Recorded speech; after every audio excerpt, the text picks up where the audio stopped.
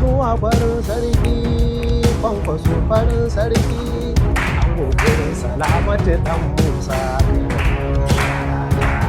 Ka sha gaban magautan nan dan ba za su tafi.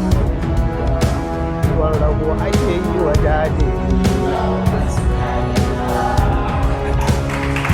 Kamai da aka bawa masana'antar Kannywood, amma sai aka ga kai shiru da bakinka. Menene dalili? Kwanakin baya mun san Tijjani Gandu da wani darakta. Duk wasu ayyukanka shi yake yi. Kwatsam sai aka daina ganin ku tare. Ana raɗi kamar wani abu ya shiga tsakani. Menene ya shiga tsakani?